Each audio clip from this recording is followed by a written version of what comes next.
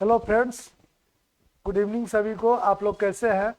आज फिर से कल जो क्लास हम किए थे और जो चैप्टर आपको पढ़ाया गया था उसी चैप्टर का कुछ क्वेश्चंस बचा हुआ था PYQ, उसको हम लोग आज देखते हैं। और बहुत ही इंपॉर्टेंट क्वेश्चन है ये क्वेश्चन आपके एग्जाम के लिए बहुत ही इंपॉर्टेंट है। तो सभी लोग जुड़ जाइए फटाफट और इस चैनल को लाइव और सब्सक्राइब कर दीजिए। ASC चैनल है, ASC यूट्यूब चैनल है जिसमें आपका स्वागत है और मैं भूषण सर आप सभी का बहुत बहुत स्वागत करता हूं। आप सभी फटाफट जुड़िए और इस चैनल को सब्सक्राइब और लाइक करके अपने दोस्तों को भी इनवाइट कीजिए। ठीक है, तो सबसे पहले हम देखते हैं कि सबसे पहला क्वेश्चन, आज का जो पहला क्वेश्चन है वह कौन सा क्वेश्चन है। चूंकि बहुत सारे क्वेश्चन तो कल भी बताए थे और उस क्वेश्चन के माध्यम से आपके EVS का ज्ञानवर्धन हुआ होगा, तो उसी से रिलेटेड, उसी चैप्टर से रिलेटेड, दूसरे चैप्टर से रिलेटेड कुछ क्वेश्चन और हम कराने जा रहे हैं। तो हम लोग देखते हैं कि दूसरा क्वेश्चन कौन सा इंपॉर्टेंट क्वेश्चन है। चलिए, इसमें हम लोग देखते हैं कि सबसे पहले हम देख रहे हैं कि हमारे स्क्रीन पर जो दिख रहा है, स्क्रीन पर दिख रहा होगा कि आज का जो पहला क्वेश्चन है वह क्वेश्चन है कि कौन सा एक पर्यावरण अध्ययन के संबंध में सच नहीं है। अब पर्यावरण अध्ययन से ही रिलेटेड हम कई बार क्वेश्चन आपको पढ़ा चुके हैं और पढ़ा भी रहे हैं। पर्यावरण अध्ययन के विषय में हम लोग कई तरह के थ्योरी पढ़ चुके हैं और उसी से रिलेटेड क्वेश्चन है। तो कह रहा है कि यहाँ कौन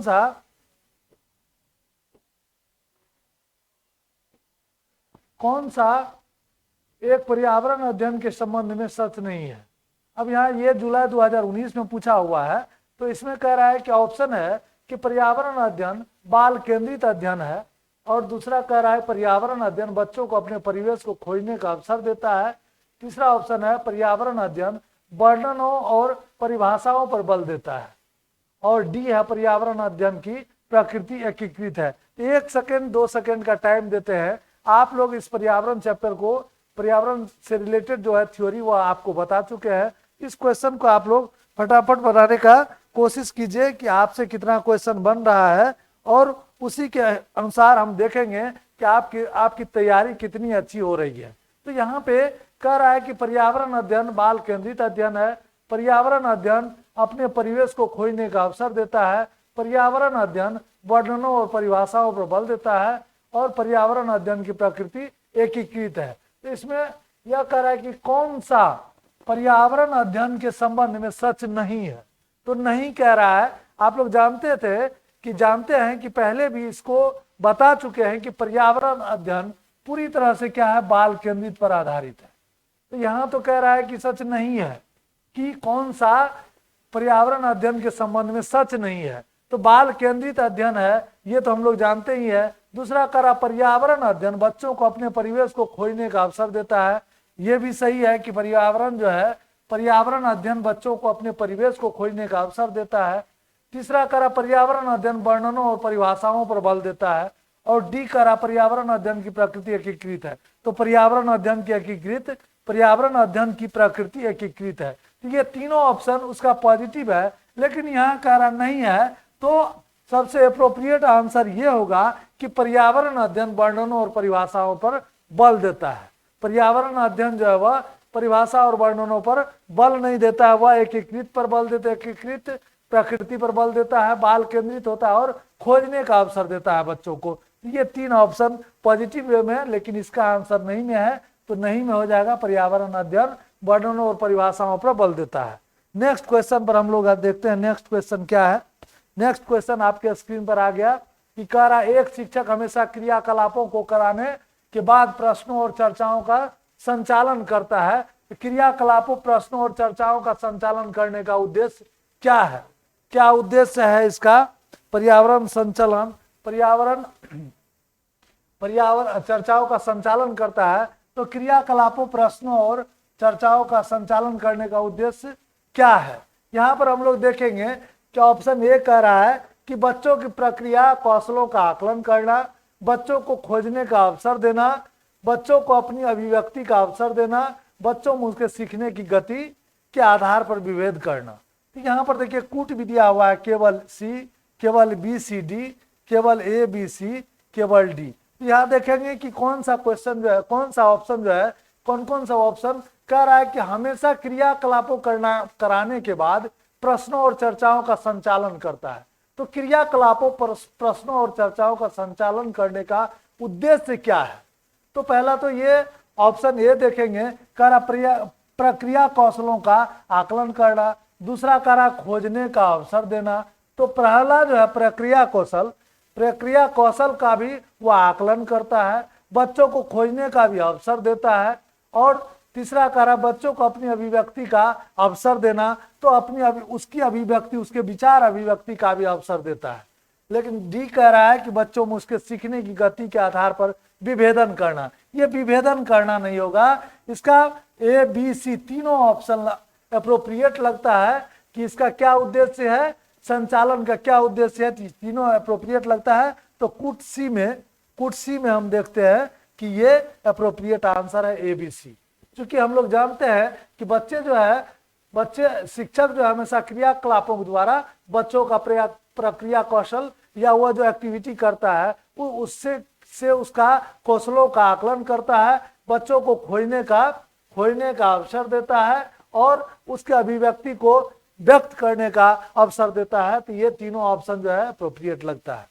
चलिए नेक्स्ट क्वेश्चन पर आते हैं। फटाफट नेक्स्ट क्वेश्चन पर हम आ जाते हैं।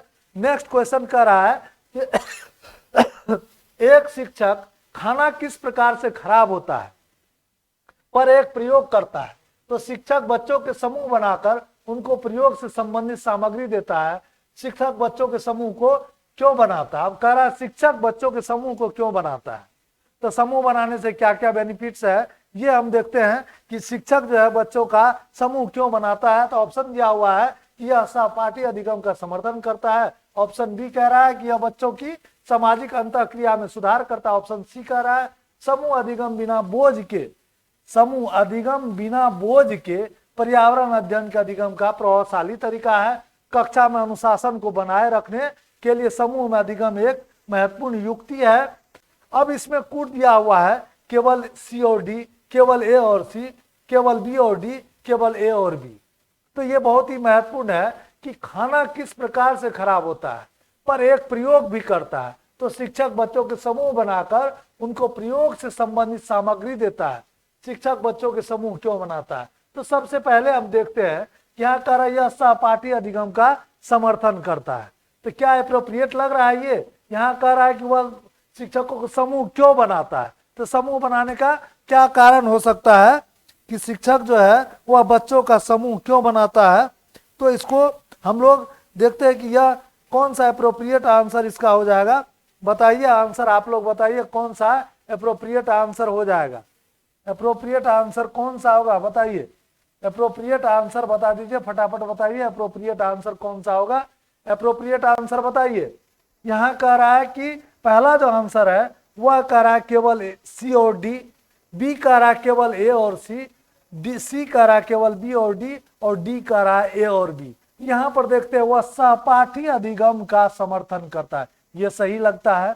उसके बाद कह रहा है कि यह बच्चों की सामाजिक अंतःक्रिया में जो सोशल इंटरेक्ट करता है, वह समूह में रहकर सोशल इंटरेक्ट करता है, एक बच्चे दूसरे के विचारों को अभिव्यक्त करता है, तो उसको भी क्या करता है, उसमें भी सुधार होता है। तो ऑप्शन ए और बी इसका एप्रोप्रिएट लगता है। अब नीचे जो ऑप्शन 2 दिया हुआ है कि समूह अधिगम बिना बोझ के पर्यावरण अध्ययन के अधिगम का प्रभावशाली तरीका है, यह भी नहीं होगा।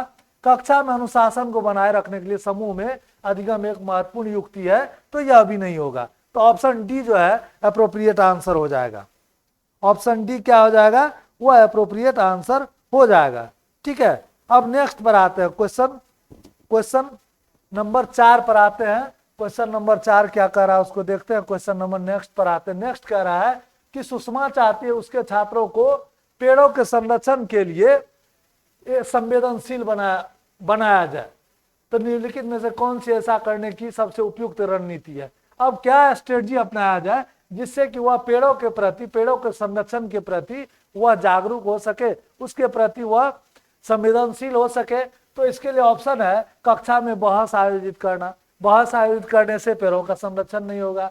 उसके बाद कह रहा है समूह चर्चा, पोस्टर बनाना, बच्चों को एक पौधे को अपनाने और पोषित करने में मदद करना। अब देखिए यहाँ पे कक्षा में बहस करने से नहीं लग रहा है कि वह पेड़ों के संरक्षण के प्रति संवेदनशील हो पाएगा, समूह चर्चा से भी नहीं हो पाएगा और पोस्टर बनाने से भी नहीं होगा। तो होगा किससे? बच्चों को एक पौधे को अपनाने और पोषित करने में मदद करना। इससे क्या होगा कि वह जो है पौधों के संरक्षण के प्रति संवेदनशील होगा। ये ऑप्शन जो है एप्रोप्रिएट लग रहा है, ये आंसर जो है एप्रोप्रिएट लग रहा है। ठीक है, तो नेक्स्ट क्वेश्चन पर आते हैं। ये दिसंबर 2018 में पूछा है, तो फटाफट आप लोग इस क्वेश्चन को सॉल्व करते जाइए। अब नेक्स्ट क्वेश्चन है इसका, कर अभय ने अपने छात्रों के से उन बीमारियों पर समूह में एक सर्वेक्षण करने के लिए कहा। अभय क्या कहा? अभय ने अपने छात्रों को कहा कि उन बीमारियों पर सर्वेक्षण करने के लिए जिसमें क्या है कि जिससे उनके पड़ोस के लोग पीड़ित थे। मान लीजिए कोई ऐसा बीमारी था जिससे उसके पड़ोस के लोग पीड़ित थे, तो पाठ्य पुस्तक में सर्वेक्षण का उल्लेख नहीं किया गया है। इस शिक्षण अधिगम पाठ्य पुस्तक में सर्वेक्षण का उल्लेख नहीं किया गया है। इस शिक्षण अधिगम की रणनीति के लिए कौन सा विकल्प प्रासंगिक है? तो कौन सा अधिगम जो है, कौन सा रणनीति स्ट्रेटजी अपनाना है जो इस विकल्प के अनुसार प्रासंगिक नहीं होगा। यहाँ का प्रासंगिक नहीं है, तो इसने समुदाय के साथ बातचीत करने का अवसर प्रदान किया। समुदाय के साथ बातचीत करने का अवसर प्रदान किया। ऑप्शन बी कह रहा है इससे बच्चों को वास्तविक जीवन के साथ सीखने में मदद मिली। सी कह रहा है इसने बच्चों को डेटा हैंडलिंग समझने और एक साथ काम करने में सक्षम बनाया। और डी कह रहा है इससे समुदाय को उन बीमारियों को समझने में मदद मिली जिनसे वे पीड़ित थे। तो ये बात सही है कि सर्वेक्षण करने से, या अगर बच्चों को वह सर्वेक्षण करने के लिए कहा, इससे क्या होगा कि समुदाय के साथ बातचीत करने का अवसर उसको प्रदान किया गया, अवसर प्रदान किया गया। तो ये पॉजिटिव है। उसके बाद कहता है बच्चों को वास्तविक जीवन के साथ सीखने में मदद मिली, यहाँ भी सीखने में भी मदद मिली। उसके बाद कह रहा है ये बच्चों को, इससे समुदाय को उन बीमारियों को समझने में मदद मिली जिनसे वे पीड़ित थे। लेकिन यहाँ कह रहा है कि प्रासंगिक नहीं है, तो प्रासंगिक नहीं है, ये तीनों तो पॉजिटिव लग रहा है। तो एप्रोप्रिएट आंसर क्या हो जाएगा? एप्रोप्रिएट आंसर आपका सी हो जाएगा, क्योंकि इसने बच्चों को डेटा हैंडलिंग के लिए, अब कह रहा है डेटा हैंडलिंग समझने और उसे एक साथ काम। डेटा हैंडलिंग मतलब कि सिर्फ डेटा कलेक्शन की बात कर रहा है। उसको डेटा कलेक्शन करने से क्या लाभ है? तो बच्चों को डेटा कलेक्शन नहीं, यह मतलब कह रहा है कि प्रासंगिक नहीं है। तो इस रणनीति के लिए यह प्रासंगिक नहीं, डेटा हैंडलिंग नहीं करना, उसको डेटा कलेक्ट करने की आवश्यकता सिर्फ ये नहीं है कि वह डेटा कलेक्ट कर रहा है, वह तो समुदाय से बातचीत करने का उसको अवसर मिल रहा है। जैसे हम लोग पहले देखते थे, गुरुजी बच्चों को भिक्षाटन के लिए भेजते थे।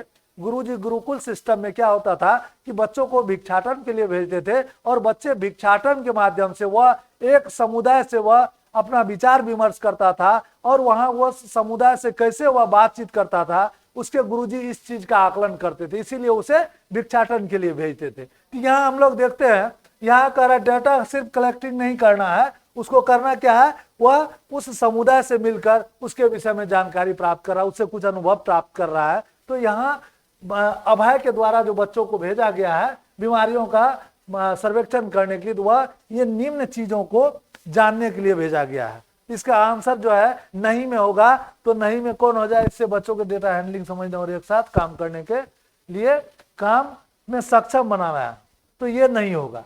ठीक है, तो आंसर हो जाएगा सी। नेक्स्ट क्वेश्चन पर आते हैं। नेक्स्ट क्वेश्चन आपका क्या कर रहा है कि नेक्स्ट क्वेश्चन पर हम आते हैं। क्वेश्चन नंबर 6 क्या कर रहा है हम देखते हैं। इसका क्वेश्चन नंबर 6 है। क्वेश्चन नंबर 6 पर आते हैं। क्वेश्चन नंबर 6 क्या है?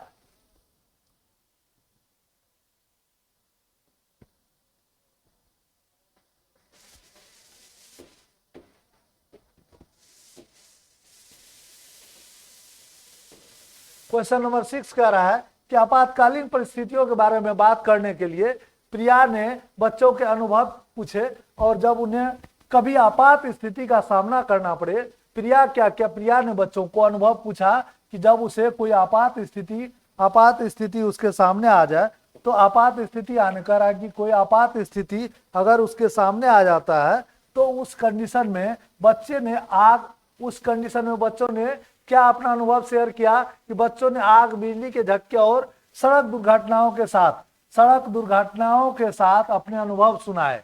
कि इस तरह के आपातकालीन स्थिति आ सकती है, तो उन्होंने प्रश्न पूछे, उनकी मौजूदा समझ का आकलन किया। वह इस तरह का प्रश्न बच्चों से किया और उसका जो मौजूदा जो आकलन था वह आकलन लिया, बच्चों से आकलन पूछा, उसके विषय में उसका अनुभव लिया और समाचार पत्रों से सड़क सुरक्षा विज्ञापनों जैसे संसाधनों का उपयोग करके सुरक्षा पहलुओं पर चर्चा की और क्रमशः आग और बिजली के झटके पर सुरक्षा दिशा निर्देशों पर चर्चा के लिए एलपीजी और इलेक्ट्रिक बिल का इस्तेमाल किया। तो प्रिया द्वारा अपनाया गया सबसे उपयुक्त दृष्टिकोण कौन सा है?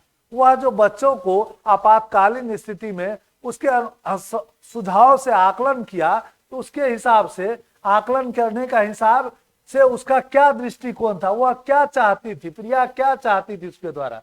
तो ए ऑप्शन कह रहा है कि संज्ञानात्मक दृष्टिकोण, वह क्या करता, संज्ञानात्मक दृष्टिकोण कहा जा रहा है। बी कह रहा अनुभवात्मक दृष्टिकोण, सी कह रहा अन्वेषण दृष्टिकोण और डी कह रहा मानववादी दृष्टिकोण। यहाँ तो आपात स्थिति का सामना करना है, तो इसमें क्या आंसर हो जाएगा, फटाफट आप लोग बताइए क्या आंसर क्या होना चाहिए। आपातकालीन स्थिति में वह क्या करेगा, वह आपातकालीन स्थिति में क्या करेगा बताइए।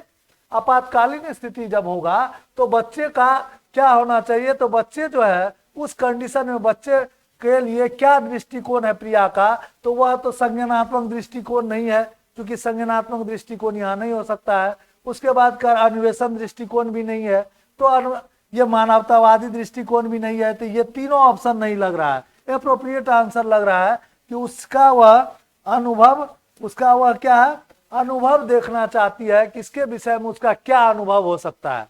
वह पहले भी कहीं देखा होगा इसके विषय में, या बच्चे जो है इस तरह का आपातकालीन स्थिति से को देखा होगा, इसीलिए उसको अनुभव भी होगा, तो अनुभवात्मक दृष्टिकोण होगा। उसका क्या हो जाएगा, अनुभवात्मक दृष्टिकोण। तो एप्रोप्रिएट आंसर हो जाएगा आपका बी। चलिए नेक्स्ट क्वेश्चन पर आते हैं। नेक्स्ट क्वेश्चन पर आते हैं। नेक्स्ट क्वेश्चन जो है वह, नेक्स्ट क्वेश्चन क्या है देखते हैं हम लोग। नेक्स्ट क्वेश्चन सभी लोग फटाफट जुड़िए, ठीक है। नेक्स्ट क्वेश्चन कह रहा है कि किस राष्ट्रीय पाठचर्या फ्रेमवर्क, अब एनसीएफ की बात कर रहा है, किस राष्ट्रीय पाठचर्या फ्रेमवर्क ने प्राथमिक स्तर पर एक एकीकृत पाठचर्या, हम अभी कई क्लास इस पर लिए हैं कि एकीकृत पाठ्यक्रम आपको बताए थे 1975, 1988, 1985, 1988,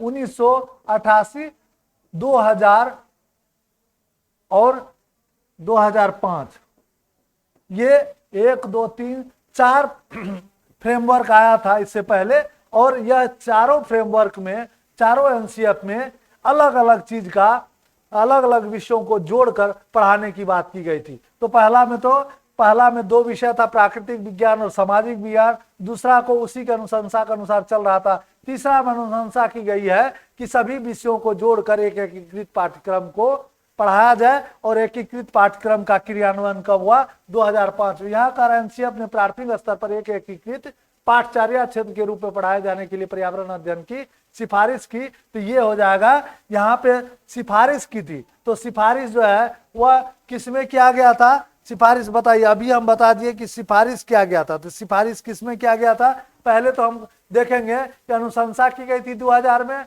और इसको इम्प्लीमेंट कब किया गया था, तो 2005 में किया गया था। तो एप्रोप्रिएट आंसर क्या हो जाएगा, एनसीएफ 2005। नेक्स्ट क्वेश्चन पर आते हैं, फटाफट देख लीजिए नेक्स्ट क्वेश्चन क्या कह रहा है। नेक्स्ट क्वेश्चन पर आते हैं। नेक्स्ट क्वेश्चन कह रहा है कि विद्यालय में मिड डे मील के समय के लिए कौन सा सबसे प्रासंगिक है। अब आप लोग जानते होंगे कि भारत सरकार द्वारा प्रचलित, ये 1995 से ये चल रहा है, मिड डे मील के, 1995 कह रहा है, हाँ 2000 से इम्प्लीमेंट हुआ होगा आई थिंक। तो इसका डेट देख लीजिएगा आप लोग। तो कह रहा विद्यालय में मिड डे मील के समय कौन सा सबसे प्रासंगिक है। यहाँ पर कह रहा है कि प्रासंगिक कौन है, तो प्रासंगिक हम लोग देख लेते हैं। पहला कह रहा है शिक्षण अधिगम के साथ इसका कोई लेना देना नहीं है। यहाँ कह रहा है पहला जो ऑप्शन है वह कह रहा है कि शिक्षण अधिगम के साथ इसका लेना देना नहीं है। तो दूसरा कह रहा है यहाँ कि ईवीएस शिक्षण अधिगम के लिए यह अच्छा शिक्षण अधिगम का अवसर है, तीसरा कार्य यह उन बच्चों के लिए है जो विद्यालय में खाली पेट आते हैं, और चौथा कार्य यह शिक्षण अधिगम के बहुत ही मूल्यवान समय को बर्बाद करता है। यहाँ देखिए मिड डे मील का ये था कि मिड डे मील के माध्यम से जो भारत सरकार का उपक्रम था, इसके माध्यम से बच्चे दिन में भूखे नहीं रहे, उसके न्यूट्रिएंट्स पर भी ध्यान रखा जाए, इसीलिए मिड डे मील को संचालित किया गया था। और मिड डे मील के माध्यम से बच्चे का स्कूल में उपस्थिति भी बढ़ रही थी। तो यहाँ कह रहा है शिक्षण अधिगम के साथ इसका कोई लेना देना नहीं है। दूसरा कार्य यह ईवीएस शिक्षण अधिगम के लिए एक अच्छा शिक्षण अधिगम का अवसर है। यह उन बच्चों के लिए जो विद्यालय में खाली पेट आते हैं। यह शिक्षण अधिगम के बहुत ही मूल्यवान समय को बर्बाद करता है। मूल्यवान समय को तो बर्बाद नहीं करता, ऐसे भी टिफिन में बच्चे जो है वह कहाँ जाते थे, टिफिन में बच्चे घर जाते थे और घर जाकर वह फिर लंच करके आते थे, या उसका समय तो और ज्यादा बर्बाद होता था। तो यह तो बर्बादी का टाइम का नहीं है। तो यहाँ कह रहा है कि कौन सा सबसे प्रासंगिक है, तो सबसे प्रासंगिक देखते हैं कि शिक्षण अधिगम कोई लेना देना नहीं है, लेना देना तो है तो ये नहीं होगा। उसके बाद कह रहा है ये ईवीएस शिक्षण अधिगम के लिए एक अच्छा शिक्षण अधिगम अवसर है। सही बात है, ये अच्छा अधिगम का अवसर है उन सब बच्चों के लिए जो विद्यालय में खाली पेट आते हैं। बच्चे तो खाली पेट आते नहीं है। उसके अलावा यह शिक्षण अधिगम के बहुत ही मूल्यवान समय को बर्बाद करता है। ये भी नहीं होगा, ये भी नहीं, ये आंसर आपका एप्रोप्रिएट हो जाएगा। ठीक है, नेक्स्ट क्वेश्चन पर आते हैं। नेक्स्ट क्वेश्चन पर आते हैं।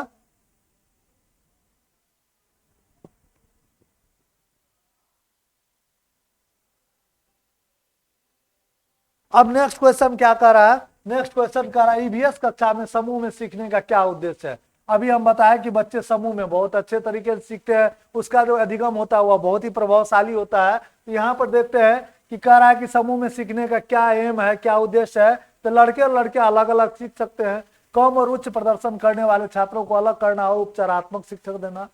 तीसरा कह रहा सहयोग के मूल्यों को लागू करने और एक साथ काम करने के लिए प्रत्येक बच्चे को सक्रिय रूप से भाग लेने और सीखने में सक्षम बनाना। और डी कह रहा छात्रों को आसानी से प्रतिबंधित करना और वर्कलोड को कम करना। तो यहाँ देखते हैं कि सबसे क्या कह रहा समूह में सीखने का। तो समूह में सीखने का क्या उद्देश्य हो सकता है, ईवीएस को समूह में, या हम कह सकते हैं इसको ईवीएस कक्षा में, सिर्फ ईवीएस कक्षा में समूह में। यह दिसंबर 2018 में पूछा हुआ क्वेश्चन है। तो फटाफट बताइए कि दिसंबर 2018 में पूछा हुआ क्वेश्चन है, ये समूह में सीखने का क्या हो जाएगा इसका आंसर, या इसका आंसर क्या हो जाएगा बताइए, फटाफट बताइए।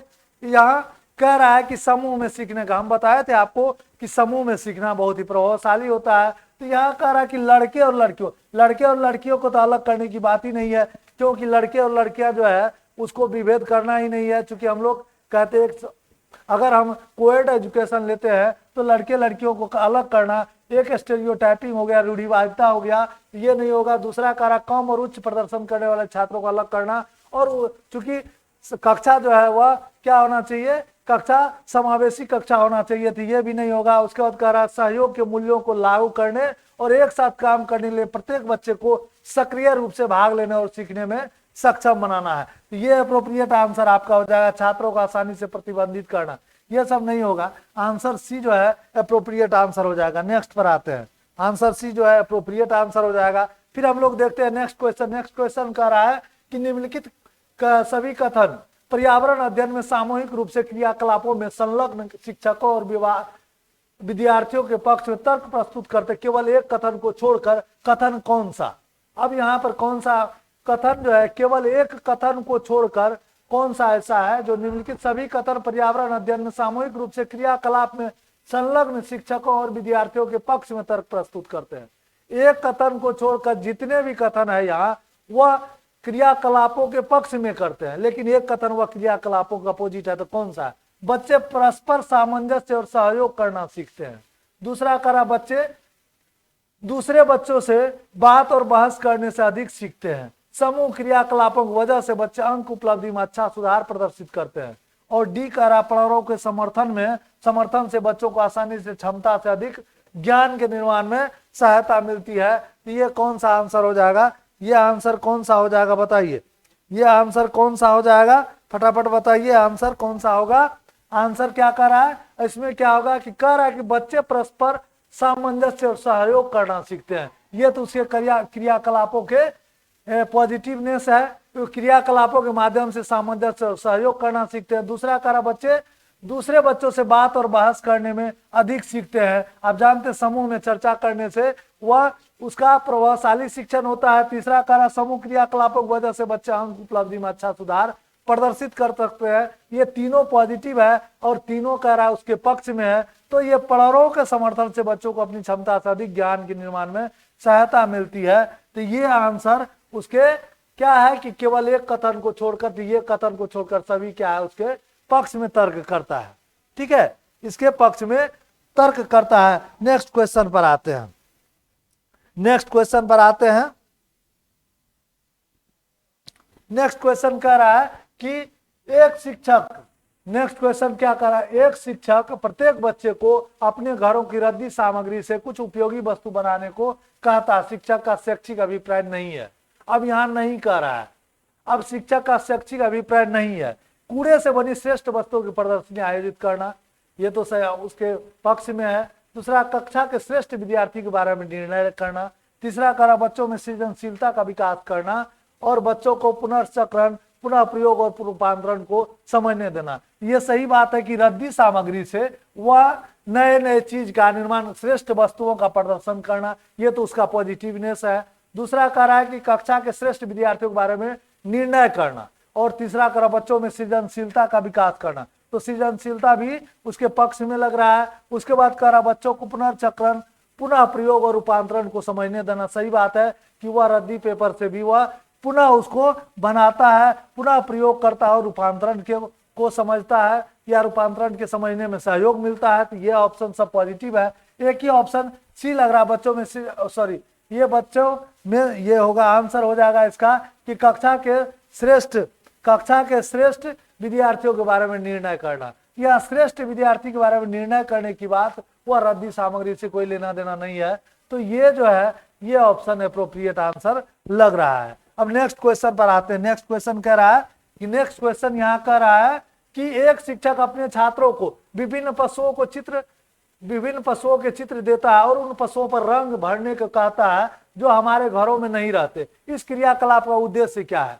वह जो एक्टिविटी दे रहा है, कह रहा है कि विभिन्न पशु का चित्र बनाने के लिए देता है और पशुओं पर रंग भी भरने के लिए कहता है, जो कि वह पेट एनिमल्स नहीं है या उसके घरों में नहीं रहते हैं। तो इसमें कह रहा सृजनात्मकता का विकास करना, अवलोकन का विकास करना, वर्गीकरण कौशल का विकास करना, डाटा संग्रह का विकास करना, उपरोक्त में से कोई नहीं। तो यहाँ ABCD दिया हुआ है, ABC है, ACD है और ABD है। तो कौन सा आंसर अप्रोप्रिएट हो जाएगा? फटाफट आप लोग बताइए कौन सा आंसर हो जाएगा, कौन सा आंसर होगा, फटाफट बताइए। यहाँ देख रहे हैं हम कि सृजनात्मकता का तो विकास होता ही है, अवलोकन का भी विकास हो रहा है और करा वर्गीकरण, वह पशुओं में वर्गीकरण भी कर पाता है, तो वर्गीकरण कौशल का भी विकास होता है। तो ABC तीनों आंसर सही होगा। तो इसमें देख लेंगे कूट में कौन सा तीनों आंसर सही है, तो ABC आंसर सही हो जाएगा। ये जो है सी आंसर इसका अप्रोप्रिएट आंसर होगा। नेक्स्ट क्वेश्चन पर आते हैं। नेक्स्ट क्वेश्चन क्या कर रहा है? नेक्स्ट क्वेश्चन कर रहा है कि पर्यावरण अध्ययन पाठ्यक्रम जिसे 6 उप विषयों के चातुर्दिक निर्मित किया गया है, में पौधों और पशु को जानबूझकर परिवार और मित्र उप विषय के अंतर्गत सम्मिलित किया गया है। इसके लिए निम्नलिखित में से एक कारण को छोड़कर शेष सभी कारण हो सकते, वह एक कारण कौन सा है? अब यहाँ कह रहा है कि परिवार और मित्र का उप थीम जो है उप विषय के अंतर्गत सम्मिलित किया गया। किसको? ये सम्मिलित किया गया पौधों को, पौधों और पशु को। अब जानते होंगे कि 4 उप थीम है जिसमें पौधों और पशु भी है। तो पौधों और पशु को सम्मिलित करने का कौन सा कारण जो है, एक कारण को छोड़कर सभी इसके पक्ष में है। तो कह रहा विद्यार्थियों के विज्ञान के दृष्टिकोण से पौधों और पशुओं को समझने में सक्षम बनाना। दूसरा कह रहा सामाजिक और सांस्कृतिक संदर्भ में पौधों और पशुओं का स्थान निर्धारित करने में छात्रों को सहायता करना। सी कह रहा इस बात को उभारना कि किस प्रकार मनुष्य एक दूसरे से घनिष्ठ संबंधों को साझा करते हैं। और डी कह रहा इस बात को उभारना किस प्रकार कुछ समुदायों के जीवन और आजीविकाएं विशेष पशुओं और पौधों से घनिष्ठ रूप से जुड़े हैं। यहाँ क्वेश्चन जो आपका कह रहा है उप विषय के अंतर्गत सम्मिलित किया गया है, इसके लिए निम्नलिखित में से एक कारण को छोड़कर सभी कारण हो सकते हैं। तो वह एक कारण कौन है? जो नहीं हो सकते हैं। तो यहाँ नहीं हो सकते हैं, तो यहाँ कह रहा है कि ये सामाजिक व सांस्कृतिक संदर्भ में पौधों और पशुओं का स्थान निर्धारित करने में छात्रों को सहायता करना। तो ये सही बात है कि छात्रों को पशुओं और पौधों को एक स्थान निर्धारित करने में सहायता करता है, ये इसके पक्ष में है। उसके बाद कह रहा है कि इस बात को बहारना कि किस प्रकार मनुष्य एक दूसरे से घनिष्ठ संबंधों को साझा करते हैं। तो वह एक दूसरे से, अगर वह एक दूसरे से मिलकर या उप थीम के द्वारा वह किस प्रकार एक दूसरे से घनिष्ठ संबंध साझा करते हैं, यह भी उसके पक्ष में है। इस बात को बहारना कि कुछ समुदायों के जीवन और आजीविकाएं विशेष पशुओं पर निर्भर है। तो सही बात है, घनिष्ठ रूप से जुड़े हुए हैं। ये तीनों जो है उसके पक्ष में है। और तीसरा जो है वह है जो कि इसके पक्ष में नहीं है, विद्यार्थियों के विज्ञान के दृष्टिकोण। ये जो है एप्रोप्रिएट आंसर आपका लग रहा है। ए में कह रहा विद्यार्थियों को विज्ञान के दृष्टिकोण से पौधों और पशुओं को समझने में सक्षम बनाना। ठीक है, ये जो है एक कारण नहीं है परिवार और मित्र विषय के अंतर्गत इन शब्दों को रखना, इन चीजों को रखना, पौधों और पशु को। तो आंसर आपका क्या हो जाएगा? आंसर ए हो जाएगा। नेक्स्ट क्वेश्चन पर आते हैं। नेक्स्ट क्वेश्चन क्या कर रहा है? नेक्स्ट क्वेश्चन पर आ जाते हैं हम। ठीक है, अब नेक्स्ट क्वेश्चन कर रहा है, देखिए फिर है कि पर्यावरण अध्ययन में विषय वस्तु या थीम आधारित उपागम को अपनाने के समर्थन में निम्नलिखित में से कौन सा तर्क सबसे सशक्त है? ये 6 थीम जो बताया गया या 6 विषय जो विषय वस्तु आपको बताए गए हैं, ये देखिए इसमें कह रहा सबसे सशक्त कौन है, सबसे निम्नलिखित में से कौन सा तर्क, इसके विषय में जो तर्क दिया गया है वह कौन सा सबसे अप्रोप्रिएट तर्क है। वहां ऑप्शन यहाँ कह रहा है, ऑप्शन कह रहा है कि एक विषय या विषय सीमाओं को नरम बनाने और संपूर्णता में ज्ञान को प्राप्त करने में मदद करता है। यह पाठ योजनाओं को एक ढांचा प्रदान करने और शिक्षण को अधिक प्रभावी बनाने में क्या करता है? अधिक प्रभावी बनाने में मदद करता है। और यह शिक्षण को अधिक रोचक और गतिविधि आधारित बनाने में मदद करता है। यह अवधारणाओं, मुद्दों और कौशलों के बृहद विस्तार में सम्मिलित करने में मदद करता है। यहाँ कह रहा है कि अपनाने के समर्थन में कौन सा तर्क सबसे सशक्त है, कौन सा तर्क जो है सबसे सशक्त है। तो आप लोग बताइए, अवधारणाओं, मुद्दों और कौशलों के बृहद विस्तार को सम्मिलित करने में मदद करता है। तो ऑप्शन 4 दिया हुआ है, कौन सा ऑप्शन सबसे उपयुक्त ऑप्शन हो जाएगा और कौन सा एप्रोप्रिएट हो जाएगा, इसको बताइए। यह सबसे एप्रोप्रिएट कौन सा हो जाएगा? यहाँ हम लोग देखते हैं कि कह रहा है कि यह विषय सीमाओं को नरम बनाने और संपूर्णता में ज्ञान को प्राप्त करने में मदद करता है। यह पाठ योजनाओं के एक ढांचा प्रदान करने और शिक्षण को अधिक प्रभावी बनाने में मदद करता है। यह शिक्षण को अधिक रोचक और गतिविधि आधारित बनाने में मदद करता है। यह अवधारणाओं, मुद्दों और कौशलों के बृहद विस्तार को सम्मिलित करने में मदद करता है। सबसे अप्रोप्रिएट आंसर जो लग रहा है वो आंसर हो जाएगा इसका डी आंसर हो जाएगा सबसे अप्रोप्रिएट। तो डी जो है आपका अप्रोप्रिएट आंसर लग रहा है कि डी जो है वह अप्रोप्रिएट आंसर इसका हो जाएगा, डी अप्रोप्रिएट आंसर हो जाएगा। नेक्स्ट पर आते हैं, ये डी जो है वह अप्रोप्रिएट आंसर हो जाएगा। नेक्स्ट पर आते हैं। नेक्स्ट कह रहा है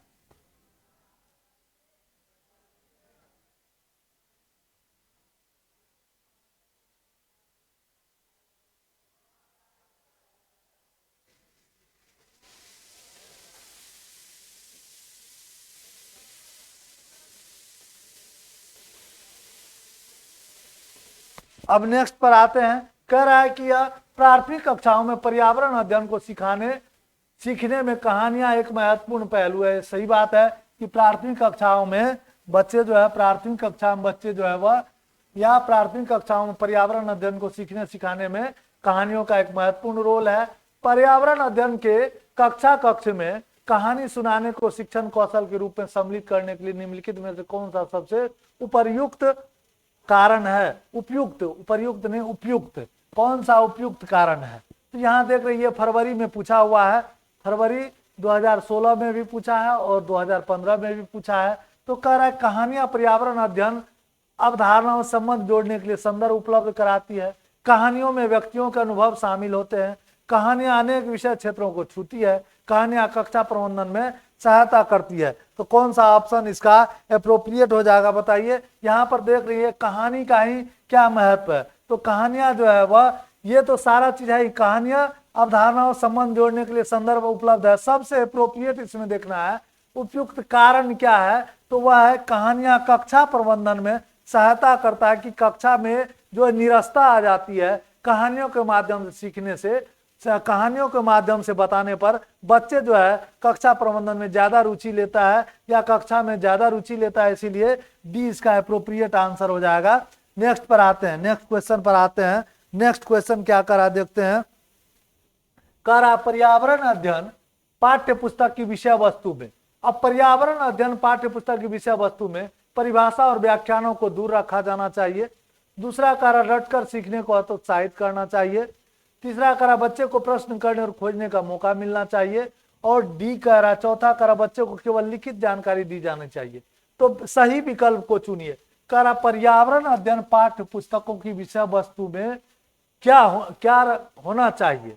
यहाँ कूट दिया हुआ है 1 और 2 और 3, दूसरा सी बी है 1 और 4, सी है 2 और 3 और डी है केवल 3। तो यहाँ देखिए सबसे पहले तो हम लोग कह रहे हैं कि पर्यावरण अध्ययन पाठ्य पुस्तकों में सही विकल्प को चुनिए। सही विकल्प क्या होना चाहिए, सही विकल्प को चुनने के लिए कह रहा है कि सही विकल्प क्या होना चाहिए, सही विकल्प कौन सा होना चाहिए बताइए फटाफट आप लोग बता दीजिए कौन सा होना चाहिए सही विकल्प। यहाँ पे आंसर क्या होना चाहिए, तो यहाँ कह रहा है कि जैसे कह रहा है कि पर्यावरण अध्ययन पाठ्य पुस्तकों से रटकर तो नहीं होना चाहिए, रटकर आंसर तो नहीं होना चाहिए। बच्चों को प्रश्न करने और खोजने का मौका मिलना चाहिए, सही बात है। बच्चों को केवल लिखित जानकारी दी जानी चाहिए। तो यहाँ पर लग रहा है कि रटकर सीखने में हतोत्साहित करना चाहिए, होना चाहिए। हतोत्साहित जब लिखा हुआ है तो ये होगा। तो आंसर परिभाषा और व्याख्याओं को दूर रखा जाना चाहिए। परिभाषा और व्याख्यानों को दूर कैसे रखा जाएगा, तो दूर नहीं रखना है, तो ये हो जाएगा। उसके बाद रटकर सीखने को हतोत्साहित करना चाहिए। बच्चे को प्रश्न करने और खोजने का मौका मिलना चाहिए। अब नेक्स्ट चौथा जो ऑप्शन है वह कह रहा बच्चे को केवल लिखित जानकारी दी जानी चाहिए, सिर्फ लिखित जानकारी नहीं दी जानी चाहिए, इसीलिए एबीसी तीनों होगा। ऑप्शन ए जो है वह एप्रोप्रिएट आंसर हो जाएगा। वह एप्रोप्रिएट आंसर कौन हो जाएगा इसका, कि ए जो है वह एप्रोप्रिएट आंसर हो जाएगा। नेक्स्ट क्वेश्चन पर आते हैं। नेक्स्ट क्वेश्चन क्या कर रहा है, नेक्स्ट क्वेश्चन कर रहा है आपका कि पर्यावरण के अंतः विषयी प्रकृति पर्यावरणीय मुद्दों को द्वारा संबोधित करता है, पर्यावरणीय मुद्दों के द्वारा संबोधित करता है। फरवरी 2016 का पूछा हुआ है। कर अंतः विषयी प्रकृति पर्यावरणीय मुद्दों को पर्यावरणीय मुद्दों के द्वारा संबोधित करती है। तो ऑप्शन ए है विज्ञान सामाजिक विज्ञान पर्यावरण शिक्षा की विषय वस्तु और पद्धति के प्रयोग। बी कह रहा विज्ञान और सामाजिक विज्ञान की विषय वस्तु और पद्धति के प्रयोग, सामाजिक विज्ञान और पर्यावरणीय शिक्षा की विषय वस्तु और पद्धति के प्रयोग।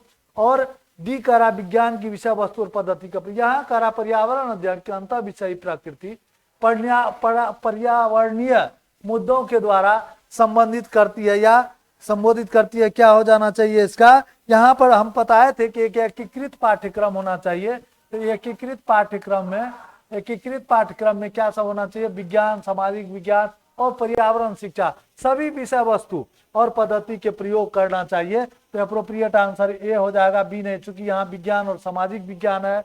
करा सामाजिक विज्ञान और पर्यावरण शिक्षा ये भी नहीं होगा। विज्ञान की विषय वस्तु और पद्धति के प्रयोग ये भी नहीं होगा। तो एप्रोप्रिएट आंसर कौन हो जाएगा, वह हो जाएगा ए एप्रोप्रिएट आंसर हो जाएगा, ए एप्रोप्रिएट आंसर हो जाएगा। अब नेक्स्ट पर आते हैं, नेक्स्ट पर आते हैं। नेक्स्ट कह रहा है कि नेक्स्ट क्वेश्चन पर आ जाते हैं हम लोग। ये नेक्स्ट क्वेश्चन है, ये भी क्वेश्चन पूछा हुआ है। देखिए ये क्वेश्चन फरवरी 2016 में पूछा है। कह रहा है कि कक्षा 5A के शिक्षक एक सवाल देते हैं। कह रहा पेड़ों के 5 लाभ लिखिए। दूसरा कर जबकि कक्षा 2 कह रहा है कि कक्षा 5B के शिक्षक निम्न सवाल देते हैं, क्या होगा अगर धरती पर पेड़ न हो, इन सवालों की प्रकृति कैसी है। पहला जो है वह कह रहा पेड़ों के 5 लाभ लिखिए, जबकि कक्षा 5B के शिक्षक निम्न सवाल देते हैं। पहला जो 5A के शिक्षक है वह क्या सवाल देते हैं कि पेड़ों के 5 लाभ लिखिए, जबकि कक्षा B के 5B के शिक्षक निम्न सवाल देते हैं, क्या होगा अगर धरती पर पेड़ न हो? इस सवालों की प्रकृति कैसी है? तो यहाँ देखते हैं, यहाँ दिया हुआ है कि कह रहा है कि एक बद्ध अंत वाला अपसारी और 2 मुक्त अंत वाला अभिसारी है। फिर भी ऑप्शन कह रहा है कि पहला जो है वह क्या है, पहला बद्ध अंत वाला अभिसारी है और दूसरा, मतलब कहने का है कि पहला जो है वह अपसारी है पहला ऑप्शन में, और दूसरा वाला अभिसारी है। बी में कह रहा है कि पहला वाला जो है वह अभिसारी है और मुक्त अंत वाला अपसारी है। तीसरा कह रहा है कि मुक्त अंत वाला अभिसारी है और चौथा इसमें अंत वाला जो है अपसारी है। तो मुक्त अंत वाला अभिसारी और अंत वाला, या कह रहा दूसरा जो है बद्ध अंत वाला अभिसारी है। यहाँ देखते हैं कि अभिसारी और अपसारी चिंतन की, या अपसारी और अभिसारी। अपसारी में क्या होता है कि अपसारी में बच्चे कल्पना करते हैं और अभिसारी में एक आंसर देकर उसमें कल्पना की गुंजाइश नहीं होती है, एक आंसर बच्चा करता है। तो यहाँ क्या हो जाना चाहिए, यहाँ क्या होना चाहिए, यहाँ पे जो कह रहा है कि कौन सा अपसारी है और कौन सा अभिसारी है। तो यहाँ देखते हैं कि कह रहा है कि पहला कह रहा है कि 5 पेड़ों के लाभ लिखिए। तो यहाँ तो कोई कल्पना नहीं करना है, यह जो है यह पहला जो है वह अभिसारी होगा। और यहाँ कह रहा है कि इन सवालों की प्रकृति कैसी है, तो ये कल्पना पर आधारित है, ये हम लोग कह सकते हैं कि ये अपसारी हो जाएगा। तो आंसर बी इसका एप्रोप्रिएट लगता है, क्योंकि अपसारी में जो है वह अपसारी में क्या होता है कि बच्चे कल्पना शक्ति पर, वह कल्पना शक्ति पर निर्भर करता है और बच्चे कल्पना करते हैं। तो आंसर क्या हो जाएगा, अभिसारी में बच्चे कल्पना नहीं करते, डायरेक्ट आंसर देते, एक आंसर उसके लिए होता है। यहाँ का शिक्षक कि 5 लाभ लिखना है, तो डायरेक्ट बच्चे इसमें सोचने की बात नहीं है, बच्चे जो है 5 लाभ इसके लिख देंगे। तो यहाँ क्या हो जाएगा, पहला जो है वह हो जाएगा, वह पहला जो है पेड़ों के 5 लाभ, यह हो जाएगा अभिसारी और दूसरा हो जाएगा अपसारी। ठीक है, तो नेक्स्ट क्वेश्चन पर आते हैं। नेक्स्ट क्वेश्चन क्या कर रहा है, नेक्स्ट क्वेश्चन पर हम लोग आ जाते हैं। नेक्स्ट क्वेश्चन है, इसका नेक्स्ट क्वेश्चन क्या है, यह कह रहा है कि प्राथमिक स्तर पर पर्यावरण अध्ययन की पाठ्य पुस्तक में निम्न में से कौन सी विशेषता नहीं होनी चाहिए? नहीं कह रहा है यहाँ नहीं कह रहा है। तो यहाँ देखेंगे ऑप्शन ए कह रहा है कि यह शिक्षार्थियों की वैविध्यपूर्ण पृष्ठभूमि की जरूरतों को पूरा करती है। बी कह रहा है यह वास्तविक कहानी और घटनाओं को शामिल करती है। सी कह रहा है यह परिभाषा और अमूर्त अवधारणाओं की व्याख्या करने पर ध्यान केंद्रित करता है। और डी कह रहा है यह प्राकृतिक और समाज संस्कृति परिवेश को एकीकृत तरीके से प्रस्तुत करती है। तो ये 4 ऑप्शन दिया गया है, किसमें, प्राथमिक स्तर पर पर्यावरण अध्ययन की पाठ्य पुस्तकों में कौन सी विशेषता नहीं होनी चाहिए। यहाँ कह रहा है कि कौन सा विशेषता नहीं होना चाहिए, तो नहीं होने के लिए यह कह रहा है कि नहीं होना है। यहाँ कह रहा वैविध्यपूर्ण पृष्ठभूमि की जरूरतों को पूरा करती है, तो सही है। कह रहा वास्तविक कहानी और घटनाओं को शामिल करती है, यह भी सही लग रहा है। और यह कह रहा यह प्राकृतिक और समाज संस्कृति परिवेश की एकीकृत तरीके से प्रस्तुत करती, यह भी होगा। तो नहीं कौन होगा, नहीं होगा, सॉरी नहीं जो है वह हो जाएगा आंसर सी। और सी जो है, सी आपका एप्रोप्रिएट आंसर हो जाएगा, सी हो जाएगा एप्रोप्रिएट आंसर। ठीक है, अब नेक्स्ट क्वेश्चन पर आते हैं। नेक्स्ट क्वेश्चन पर आते हैं, नेक्स्ट क्वेश्चन पर आते हैं हम लोग। नेक्स्ट क्वेश्चन देखिए आपके स्क्रीन पर आ गया। नेक्स्ट क्वेश्चन यहाँ कह रहा है कि प्राथमिक स्तर पर पर्यावरण अध्ययन पढ़ाने के लिए निम्नलिखित में से कौन सा पहलू सबसे महत्वपूर्ण होना चाहिए? सबसे महत्वपूर्ण कह रहा पर्यावरण अध्ययन पढ़ाने के लिए निम्न में से कौन सा पहलू सबसे महत्वपूर्ण होना चाहिए? ऑप्शन ए कह रहा है सीखने वालों को प्राकृतिक और सामाजिक सांस्कृतिक पर्यावरण से जोड़ना। सीखने वालों को प्राकृतिक और सामाजिक संस्कृति पर्यावरण से जोड़ना। दूसरा कह रहा है क्रियाकलाप संचालित करना और कौशलों का विकास करना। तीसरा कह रहा है कि आकलन में सफलता प्राप्त करना।